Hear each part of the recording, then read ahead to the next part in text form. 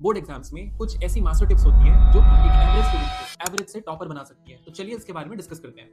तो अगर केमिस्ट्री की बात करें तो केमिस्ट्री में सबसे इंपॉर्टेंट क्या है, हमारी केमिकल रिएक्शन और इक्वेशन रहती हैं। अगर आप कोई भी केमिकल इक्वेशन लिख रहे हैं तो उसके रिएक्टेंट और प्रोडक्ट साइड पे जो उसकी स्टेट होती है वो भी मेंशन करना जरूरी है, जैसे कि सॉलिड, लिक्विड या फिर एक्वस सॉल्यूशन, ये सारे मेंशन करना जरूरी है। और मोस्ट इंपॉर्टेंट, अगर कहीं पे भी कलर चेंज हो रहा है रिएक्शन में तो वो मेंशन करना बहुत जरूरी है, वो आपके फुल मार्क्स दिला सकते हैं।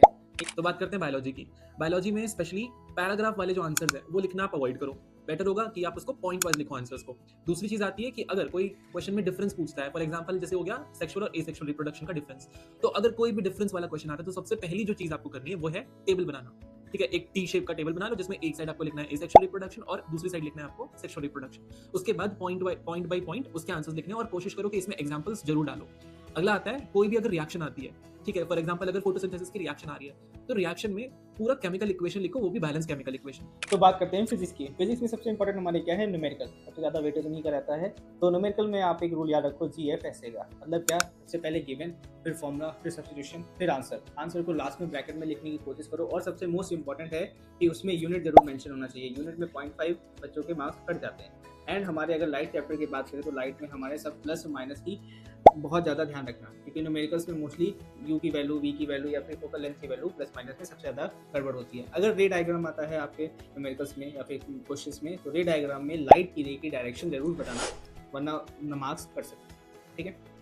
अगर कोई क्वेश्चन आपको बिल्कुल भी नहीं आता है तो कोशिश ये करो कि उस पे रिलेटेड कोई कीवर्ड उसमें लिख कर आओ।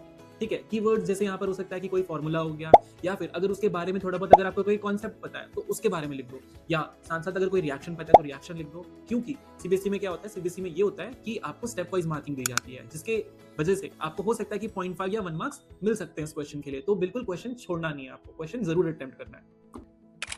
अब बात करते हैं MCQ की। अगर MCQ सॉल्व कर रहे हो तो उसमें एलिमिनेशन टेक्निक का यूज करो। मतलब क्या कि अगर जब भी आप बोर्ड एग्जाम देते हो तो स्टार्टिंग 15 मिनट में सबसे पहले हम लोग MCQ ही सॉल्व करते हैं। तो बट बच्चे क्या करते हैं कि कोई MCQ अगर फंस गया है तो उस पर 5 से 10 मिनट वेस्ट कर देते हैं, जो आपको नहीं करना है। इससे आपका कॉन्फिडेंस भी लूज होता है। अगर आपको 10 मिनट वेस्ट करने के बाद भी वो क्वेश्चन नहीं बना तो आपको उसको मार्क करके आगे बढ़ना है, उस क्वेश्चन पे टाइम वेस्ट नहीं करना है। लास्ट के 15 से 20 मिनट्स में आप उस क्वेश्चन को वापस से अटेम्प्ट कर सकते हो अगर बनता है तो। एट द एंड आपको अपना कॉन्फिडेंस बिल्कुल लूज नहीं करना है। ठीक है, और दूसरी चीज ये कि आपने पूरे साल भर तैयारी करी है तो डेफिनेट सी बात है कि कोई भी क्वेश्चन आपको छोड़ना नहीं है। और एट द एंड जब एग्जाम खत्म होने वाला हो, राइट, लाइक हो सकता है 10 मिनट या 15 मिनट रह गए होंगे, तो पूरा एक आंसर्स अपने एक बार फिर से पूरा रीचेक करना। जैसे स्पेशली फॉर्मूलाज हो गए, आपने जो भी आंसर्स आए होंगे आपके न्यूमेरिकल्स के, और तीसरी चीज डायग्राम्स में जो लेबलिंग्स करी होंगी, इक्वेशंस होंगे केमिस्ट्री की, तो ये सारी चीजें एक बार फिर से रीचेक करना।